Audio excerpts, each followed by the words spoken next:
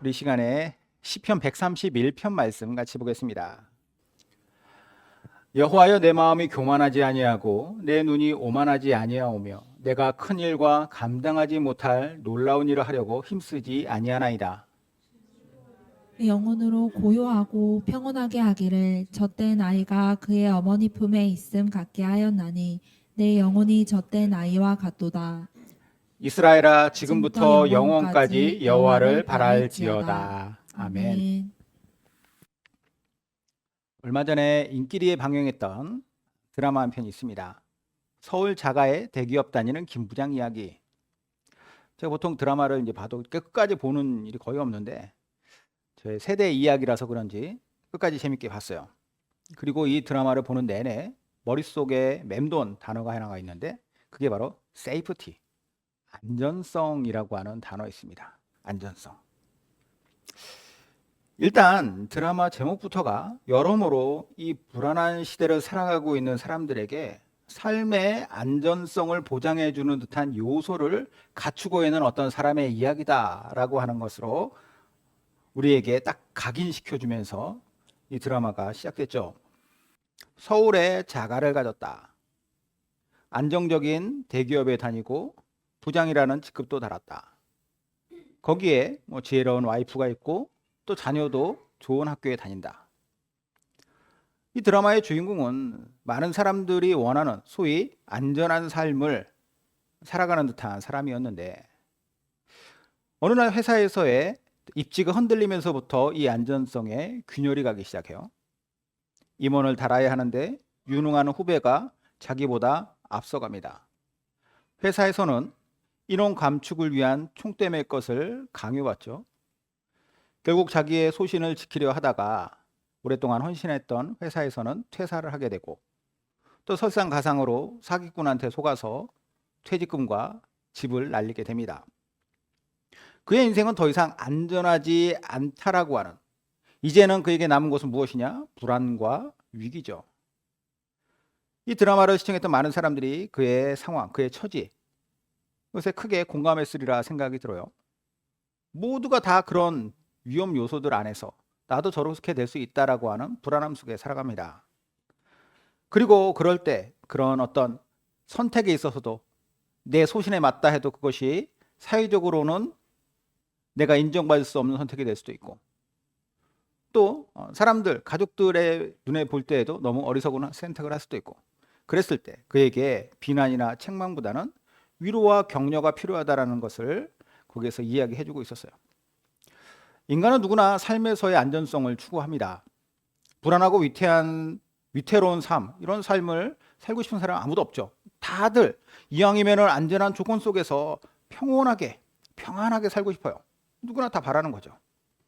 안전지대가 있다면 그 안전지대 안에 폭 들어가서 살고 싶은 겁니다.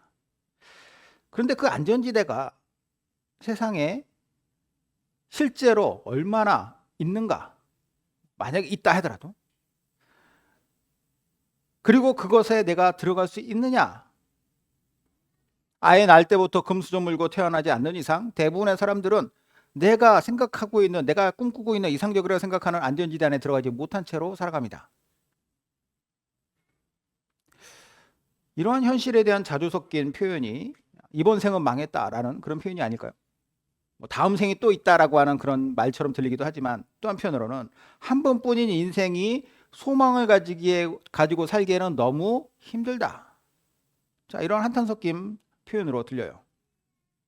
그럼 정말로 한 번뿐인 인생, 정말 우리는 안전하고 편하게 살 수 없느냐?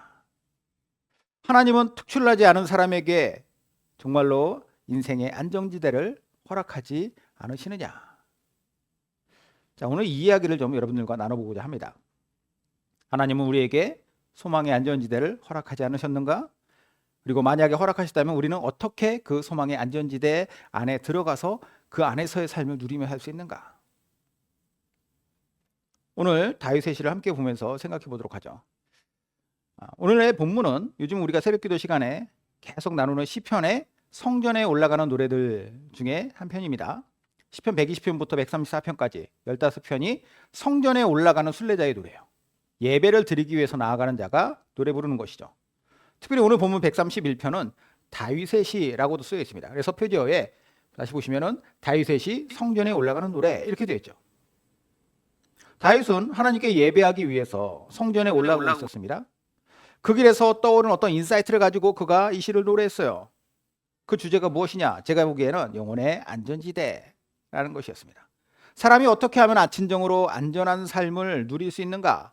늘 불안하고 두려울 수밖에 없는 이 세상 속에서 우리는 어떻게 하나님을 믿는 백성으로서 우리의 마음과 영혼이 안전할 수 있는가?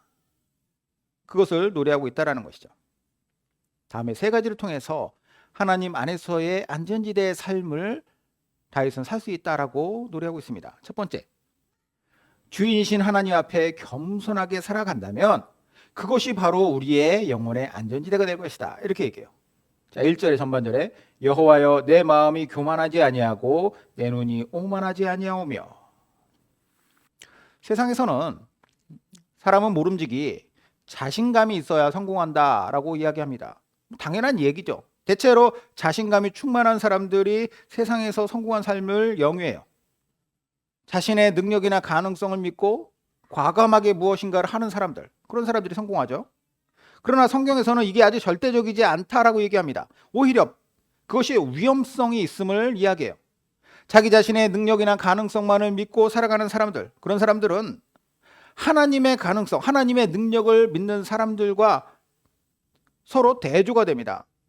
하나님의 능력과 가능성을 배제한 채로 자기 중심적인 자신감을 갖고 사는 사람들은 인간 안에 있는 교만함이라고 하는 죄의 싹을, 죄의 씨앗을 더욱더 부각시키고 그것을 키우게 돼요. 대표적인 예가 구약의 바벨탑 사건입니다. 창세기 11장에 이런 내용이 나와요. 온 땅의 언어가 하나요, 말이 하나였더라. 이에 그들이 동방으로 옮기다가 신할 평지를 만나 거기 거류하며 서로 말하되 자 벽돌을 만들어 견고히 굽자 하고 이에 벽돌로 돌을 대신하며 역청으로 진흙을 대신하고 또 말하되 자 성읍과 탑을 건설하여 그 탑 꼭대기를 하늘에 닿게 하여 우리 이름을 내고 온 지면에 흩어짐을 면하자 하였더니. 노아 홍수 이후에 지상에서의 사람들은 거의 다 전멸했습니다. 오직 노아의 가족들만 남았죠. 그러다가 이제 그들을 중심으로 사람들의 숫자가 점점 늘어가요. 이에 더 넓은 땅을 찾아서 동쪽의 신할 평지까지 옮겨갔고, 자 여기에서 삶이 어느 정도 안정되었을 때 누군가가 이런 아이디어를 내죠. 우리가 이곳에 성읍을 짓고 또 높은 탑을 건설하자. 그 이유는 무엇이냐? 탑이 하늘 끝까지 닿도록 우리는 그것을 만들 수 있는 능력이 있으니 그 일을 통해 우리의 이름을 내자. 우리의 명성을 남기자. 여기에서 우리가 흩어지지 말고 그 명성을 가지고 우리가 이곳에서 잘 살아보자라는 거예요. 얼핏 보기에는 옳은 생각 같지만 사실 그들은 하나님의 명령을 어기는 생각을 한 겁니다. 노아 홍수 사건을 통해서 이미 그들은 엄청난 뼈저리는 징계를 받았어요. 하지만 그들은 또다시 죄성에 의한 쓸데없는 자신감에 빠져서 어리석은 선택을 합니다. 하나님을 섬겨야 할 자들이 이제는 하나님까지 다 보겠다고 탑을 쌓아요. 교만함이 하늘을 찌르는 것이죠. 단순한 건축행위가 아니라 하나님과 맞먹겠다라고 하는 교만의 발로예요. 인간이 어떻게 해서 처음 죄를 짓게 되었습니까? 인류의 조상인 아담과 하와가 선악과를 먹었기 때문에 인간이 죄 가운데 빠졌습니다. 창조주신 하나님이 피조물 중에서 유일하게 인간에게만 당신의 형상으로 만드시고 소신껏 자유를 누리면서 세상을 다스리라고 말씀하셨어요. 특권을 주신 거죠. 다만 에덴 동산 중앙에 있는 그 선악을 알게 하는 나무 열매만은 먹지 마라. 이것은 너희들에게 판단력이 생긴다 한다 이 얘기가 아니라 그 당시에는 죄가 없기 때문에 악이라는 것 자체를 모르잖아요. 선악을 안다라고 하는 것은 악의 개념이 그들 안에 들어온다라는 겁니다. 자, 그런데 중요한 건 뭐냐? 그것도 그것이지만 이 선악과라고 하는 것을 하나님의 명령에 순종해야 되는 피조물이라고 하는 사실, 자기 정체성을 분명하게 인지할 수 있는 아주 명확한 선이에요. 하나님의 이 금지 명령을 지켜야 한다. 그런데 그걸 홀랑 먹어버렸네요. 동기가 뭐냐? 맛이 궁금해서 혹은 반항심 때문에? 아닙니다. 교만 때문이었어요. 뱀의 모습을 한 사탄이 이걸 먹으면 너희도 하나님처럼 될 수 있다라고 얘기했을 때 보니까 그럴 것 같다라고 생각돼서 먹었어요. 볼까요? 창세기 3장. 뱀이 여자에게 이르되 너희가 결코 죽지 아니하리라. 너희가 그것을 먹는 날에는 너희 눈이 밝아져 하나님과 같이 되어 선악을 알 줄을 하나님이 아심이니라. 여자가 그 나무를 본즉 먹음직도 하고 부함직도 하고 지혜롭게 할 만큼 탐스럽기도 한 나무인지라. 여자가 그 열매를 따먹고 자기와 함께 있는 남편에게도 주매 그도 먹은지라. 뭐가 문제냐? 모든 죄의 시작은 어디에서부터 시작되느냐? 하나님과 같이 되려고 하는 교만에서 시작됐다는 거예요. 이후로 인간은 끊임없이 교만의 문제에 걸려 넘어집니다. 아까 바벨탑 사건도 그랬고 예수님 시대의 십자가 사건도 그래요. 하나님 앞에서 자기 주제 파악하지 못하고 스스로의 무덤을 파는 것이죠. 그럼 반대로 하나님 앞에 겸손했을 때는 어떻게 되느냐? 인간은 죽음이 아니라 생명으로 나아갈 수 있는 것이죠. 겸손하게 하나님의 말씀을 듣고 그 말씀에 순종하여 예수 그리스도를 믿는 것. 이런 사람들은 삶에서도 겸손함을 가지고 하나님을 의지하며 그분을 따라 살 수 있는 거예요. 그래야 된다라는 것이죠. 그리고 다윗은 뭐라고 했냐? 그것이 바로 복된 길이다. 축복의 길이다. 다윗은 성전에 오르면서 이야기합니다. 우리가 하나님께 지금 예배드리러 나간다는 것, 기본적으로 하나님을 섬긴다라고 하는, 하나님께 순종한다라고 하는 것이 전제되는 행위 아닙니까? 그러면 이러한 우리는 내가 교만한 마음과 오만한 관점을 가지고 살지 않겠습니다. 이렇게 살 때 진정으로 하나님께서 우리를 축복하실 것이고 그 삶이 우리의 삶 전체를 안전하게 보호해 줄 것입니다. 이렇게 노래하고 있는 거예요. 하나님 앞에 이런 사람은 하나님께서 친히 축복하시고 돌보신다는 사실을 알고 있는 것이죠. 시편 1편이 150편으로 되어 있는 시편 전체의 서문이라고들 얘기하는데 시편 1편이 이렇게 시작해요. 복 있는 사람은 악인들의 꾀를 따르지 아니하며 죄인들의 길에 서지 아니하며 오만한 자들의 자리에 앉지 아니하고. 자, 여기 나오는 악인과 죄인과 오만한 자 모두 다 뭐라고 얘기해? 어떤 자들이냐? 하나님이 아닌 자기 중심적인 교만한 마음을 가지고 있는 악한 자들이에요. 인간의 죄성을 가지고 있는 그런 삶을 사는 자들이죠. 그런데 내가 거기에 가지 않겠다.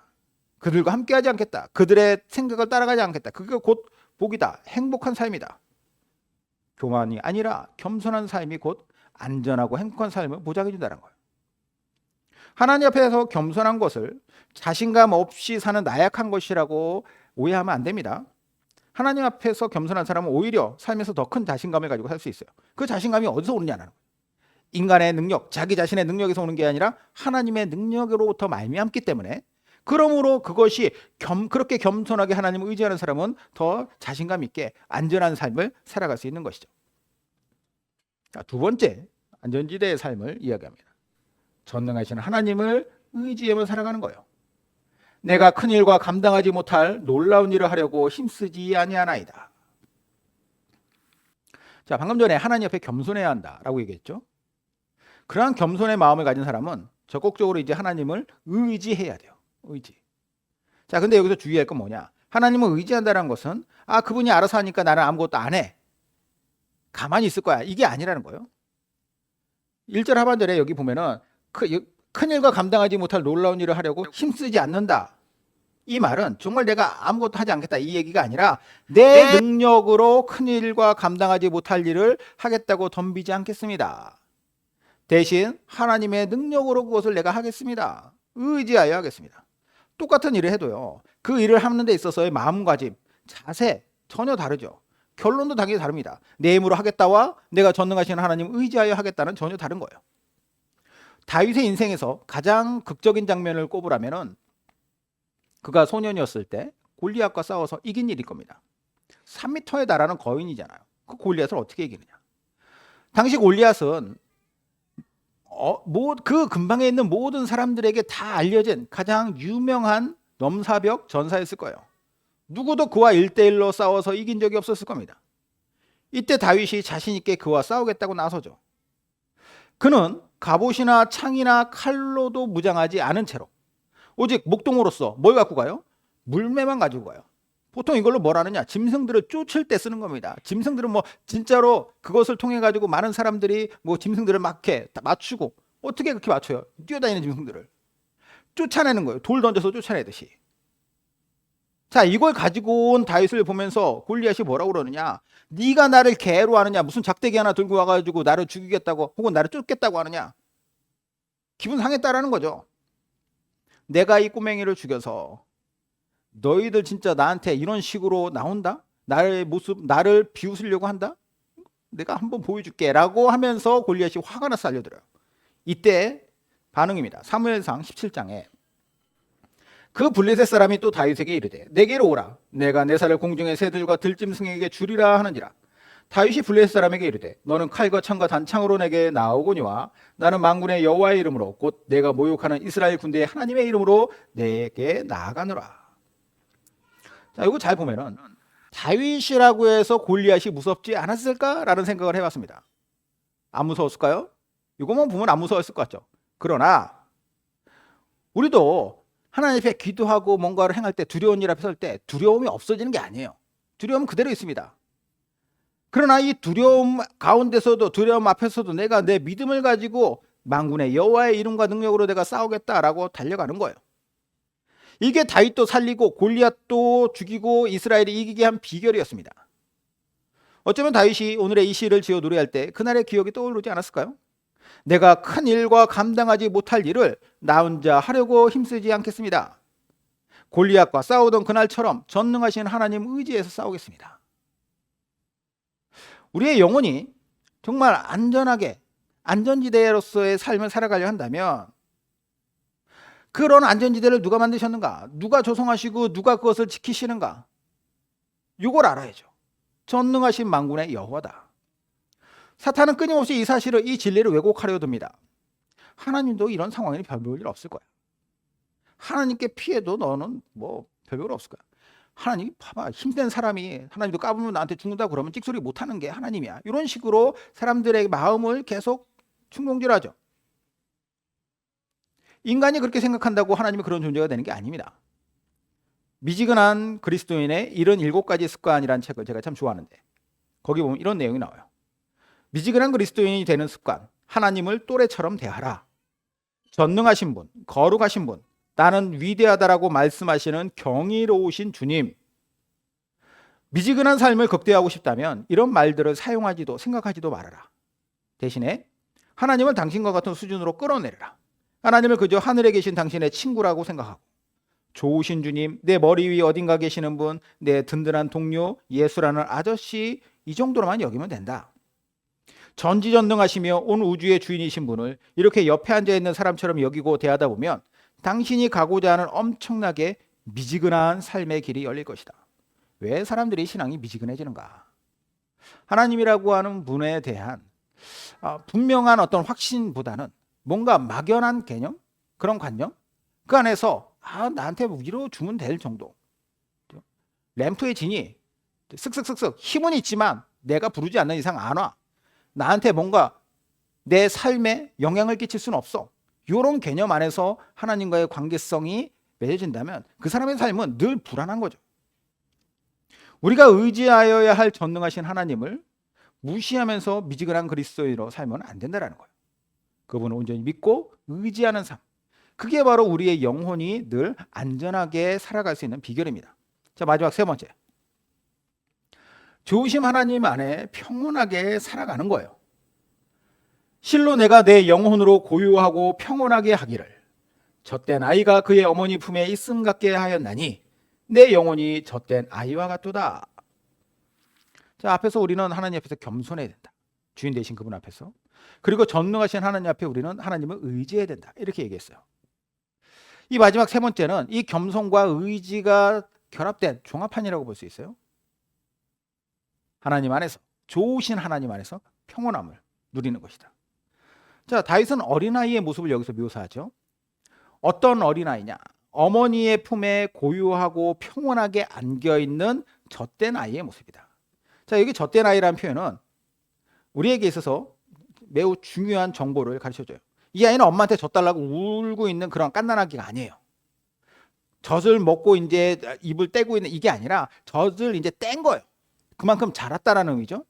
엄마 품에 안겨서 그 품에 있는 것만으로 행복하다라는 것을 이해할 수 있을 만큼 자라는 아이. 누가복음 18장에 이런 내용이 나옵니다.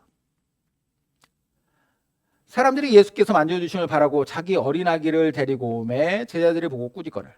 예수께서 그 어린아이들을 불러 가까이 하시고 이르시되 어린아이들이 내게 오는 것을 용납하고 금하지 말라 하나님 나라가 이런 자의 것이니라. 내가 진실로 너에게 이르노니 누구든지 하나님의 나라를 어린아이 같이 받아들이지 않는 자는 결단코 거기에 들어가지 못하리라 하시니라. 예수님 시대의 문화는 어린아이들을 숫자에도 카운터에도 넣지 않는 만큼 이렇게 뭐 사람 취급 안 하던 시대였어요.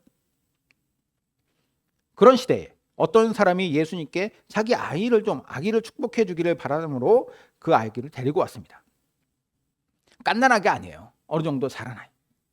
제자들이 어떻게 하느냐, 이 개념 없는 부모를 꾸짖고 아기들을 쫓아내려고 합니다. 제자들 입장에서는 당시의 문화나 이런 것들을 다 고려해 봤을 때 충분히 그럴 수 있다, 그래야 한다, 제자로서는 뭔가 예수님을 내가 이렇게 카바쳐야 된다라고 하는 생각이겠죠. 이때 예수님이 제자들을 만류하세요. 아이들을 가까이 부르시면서 머리를 쓰다듬으며 말씀하셨겠죠. 하나님의 나라는 이런 자들의 것이다. 내가 정말 너희에게 말하는데 누구든지 이 어린아이의 마음을 가져야 너희가 하나님 나라에 들어갈 수 있다라고 말씀하세요. 그러면 이 어린아이의 같은 마음은 무엇인가? 그것은 내가 부모에게 소속된 자로서, 왜냐하면 그 아이들은 부모의 손에 의해서 이끌려왔고 소속됨을 항상 그 안에 당연한 것으로 받아들이고 있어요. 그 아이는 그 부모 앞에서는 겸손한 자가 되고 부모를 의지할 수밖에 없는 자가 됩니다. 젖된 젖먹이 아기, 젖된 아이, 이 아기는 깐난아기 같은 경우에는 완전한 겸손이나 의지함이 없어요. 그냥 자기의 본능이죠. 젖달라고 떼쓰고. 그러나 이 아이가 자라서 이유식도 하고 부모님 손잡고 돌아다닐 만큼 크면은 시도 때도 없이 얘가 젖달라고 합니까? 대신에 아이는 자기가 아무 능력이 없다라는 것을 알죠. 부모가 곁에 없으면 불안해하고 곁에 있을 때 안정감을 누리고 자신이 앞으로 그의 그늘 아래서 살아가야 한다라는 것을 항상 생각해요. 이제 좀 더 큰 머리가 크면 이제 그 마음도 사라지죠. 이처럼 부모님을 의지해서 안정감 있게 살아가는 아이가 엄마 품에 안겨서 세상에서 가장 평온한 모습으로 쉬는 모습을 상상해 보면 이게 바로 다윗이 노래하고 있는 거예요. 우리가 추구해야 될 삶. 하나님 앞에서 나의 연약함을 고백하고 겸손함으로 하나님을 의지하고 그러면서 내가 점점 내가 할 수 없었던 일들, 큰 일들도 해 나가면서 때로는 그 일 때문에 실패하기도 하고 좌절하기도 하지만 내게 어려운 일들로 말미암아서 내가 밖에서 맞고 들어오기도 하지만 엄마 품에 안겨서 위로와 평안을 얻듯이 그 품에 안겨서 잠을 자듯이 그런 평온함을 좋으신 하나님이기 때문에 받아 누릴 수 있다는 것. 그게 바로 우리에게 있어서의 정말 안정감 있는 가장 안전한 안전지대가 될 수 있다라는 거예요. 이런 인생을 살아가는 것이 중요하다. 다윗이 노래하는 겁니다. 세상에 그 무엇도 줄 수 없는 탁월한 안정감이 하나님 안에 있습니다. 어떤 위기에도 무너지지 않는 그러한 단단함이, 든든함이, 강력함이 하나님 안에 있어요. 이 땅의 삶은 우리가 우리 스스로 개척해야 되는 부분들, 개척해 나가야 되는 부분도 당연히 있죠. 하지만 내 힘과 능력만으로 할 수 없습니다. 그러므로 우리는 어떻게 살아가야 되는가? 나는 누구인가? 나는 하나님의 종입니다. 나는 하나님의 백성이며 하나님의 자녀입니다.